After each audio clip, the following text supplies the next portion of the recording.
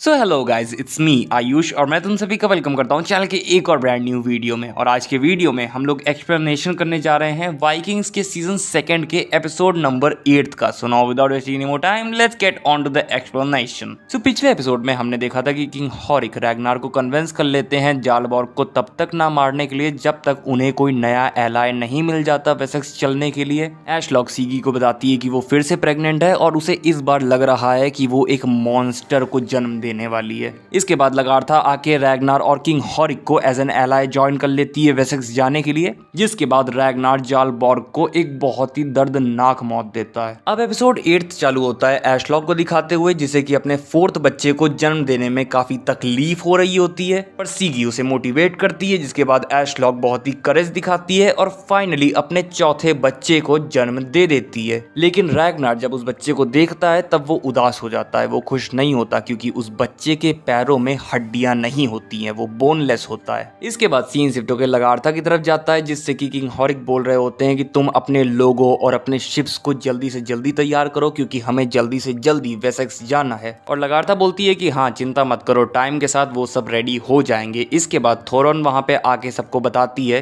कि एशलॉक ने अपने 4थे बच्चे को जन्म दे दिया है। सभी लोग बोलते हैं कि अरे वाह ये तो काफी अच्छी बात है। इसके बाद लगार्था थोरन से पूछती है कि तुम्हारा बियॉन्ड के साथ रिलेशनशिप क्या है, और बियॉन्ड लगार्था को बताता है कि वो थोरन से प्यार करता है। इसके बाद लगार्था अपने किंगडम वापस जाती है ताकि वो अपनी शिप्स और अपने लोगों को जाने के लिए तैयार कर पाए। इसके बाद सीन शिफ्ट होकर रोलो के ऊपर जाता है, जो कि बियॉन्ड को लड़ने की ट्रेनिंग दे रहा होता है क्योंकि वो नहीं चाहता कि जब ये लोग वेसेक्स जाए तब बियॉन्ड हार जाए किसी से या फिर मर जाए। इसके बाद सीन शिफ्ट होकर रैग्नार के ऊपर जाता है, जो कि एशलॉक से बोल रहा होता है कि हमें हमारे 4थे बेटे को मार डालना चाहिए क्योंकि ऐसे बच्चों की लाइफ आगे जाके अच्छी नहीं होती। और एशलॉक बोलती है कि हाँ मुझे इन सब चीजों के बारे में मालूम है, पर फिर भी हम ऐसा नहीं कर सकते। इसके बाद हमें वेसेक्स का सीन दिखाया जाता है, जहां मर्सिया के राजा की बेटी क्विंथ्रिथ आई है। मैंने तुम लोगों को बताया था कि मर्सिया के राजा की मरने की वजह से पूरे मर्सिया में बवाल मचा हुआ है, हर कोई एक दूसरे को काट पीट रहा है, हर कोई थ्रोन के लिए लड़ाई कर रहा है। और मर्सिया के राजा की बेटी क्विंथ्रिथ ने अपने ही भाइयों को मरवा दिया है ताकि वो उनकी प्लेस ले सके और थ्रोन उसका हो जाए। इसके बाद सीन वापस से रैग्नार की ओर जाता है, जो कि रात में अपने 4th चाइल्ड को उठा के उसे जंगल में मारने के लिए लाता है क्योंकि वो नहीं चाहता कि उसका बेटा अपाहिजों वाली जिंदगी जिए, जिसकी वजह से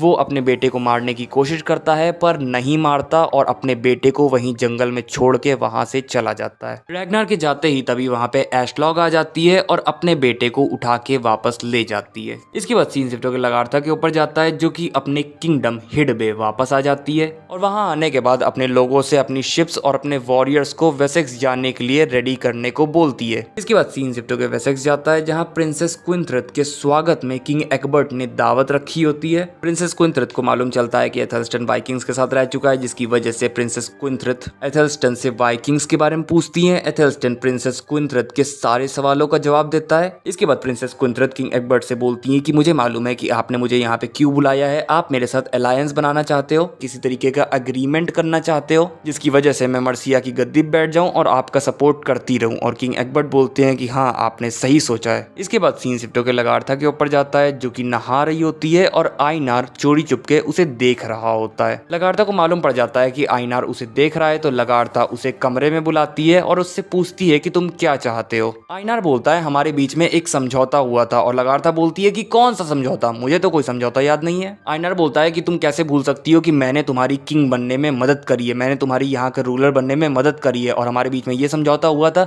कि जैसे ही तुम यहाँ की रूलर बन जाओगी वैसे ही तुम मुझसे शादी कर लोगी। लगार्था बोलती है तुम भी सीगवर्ड से परेशान थे, तुम भी उससे छुटकारा पाना चाहते थे, जिसकी वजह से हम दोनों ने साथ में मिल के सीगवर्ड को मार दिया, बस बात खत्म। ये सब सुन के आइनार को गुस्सा आ जाता है, तो वो अपनी चाकू निकाल के लगार्था को धमकाने लगता है। और लगार्था बोलती है कि तुम चाह के भी मुझे नहीं मार सकते, तुम्हारे अंदर इतनी हिम्मत ही नहीं है, तुम बस बूढ़े लोगों की जान ले सकते हो। इसके बाद सीन शिफ्ट होकर सीगी के ऊपर जाता है, जो कि एशलॉक के पास आके उससे बोलती है कि पूरे कैटागेट में लोग बातचीत कर रहे हैं कि रैग्नार के 4थे बच्चे के साथ कुछ ना कुछ तो अजीब है, इसी वजह से वो अभी तक हमसे उसे नहीं मिलवा रहा है। तुम कब तक अपने बेटे को छुपा पाओगी, एक ना एक दिन तो तुम्हें अपने बेटे को दुनिया को दिखाना ही पड़ेगा। जिसके बाद एशलॉक सीगी को पास में बुलाती है और उसे अपने बेटे के पैर दिखाती है, जो कि पूरे टेढ़े मेढ़े होते हैं, उनमें कोई भी हड्डियां नहीं होती है। जिन्हें देखने के बाद सीगी एशलॉक से बोलती है कि रैग्नार सही कह रहा है, हमें इस बच्चे को जान से मार डालना चाहिए क्योंकि आगे जाके इसकी जिंदगी अच्छी नहीं होगी। जिस पे एशलॉक बोलती है कि एडवाइस देने के लिए शुक्रिया, लिया, पर मैं इस एडवाइस को नहीं मानूंगी। इसके बाद हमें कुछ दिन बाद का सीन दिखाया जाता है जहां लगार्था अपनी शिप्स और अपने लोगों को वेसेक्स जाने के लिए लेके आ चुकी होती है। इसके बाद रैग्नार और एशलॉक साथ मिलके अपने चौथे बेटे का नाम आइवर द बोनलेस रखते हैं। इसके बाद वेसेक्स जाने की तैयारियां चालू हो जाती हैं। वेसेक्स जाने से पहले थॉर्न और बियॉर्न अपने प्यार का एक दूसरे से इजहार करते हैं। इसके बाद सारे वाइकिंग्स काफी उदास मन से अपने सारे चाहने वालों को अलविदा बोलते हुए वेसेक्स यानी कि पश्चिम के सफर पर निकल पड़ते हैं और अपना फ्लॉकी रैग्नार की शिप को छोड़ के किंग हॉरिक की शिप में बैठा होता है, जिसका फायदा उठाते हुए किंग हॉरिक फ्लॉकी को मैनिपुलेट करने की कोशिश करते हैं, उसे रैग्नार के खिलाफ भड़काने लगते हैं। इसके बाद सीन शिफ्ट होता है और कुछ दिन बाद ये लोग फाइनली वेसेक्स पहुंच जाते हैं। किंग एग्बर्ट को भी पता लग जाता है कि वाइकिंग्स वापस से वेसेक्स आ चुके हैं, जिसके बाद वो ये बात जाके एथेल्स्टन को बताते हैं। तो एथेल्स्टन उनसे पूछता है कि अब वो क्या करेंगे और किंग एग्बर्ट उसे बताते हैं कि वो रैग्नार के साथ बातचीत करना चाहेंगे, क्योंकि जब वो पहले रैग्नार से मिले थे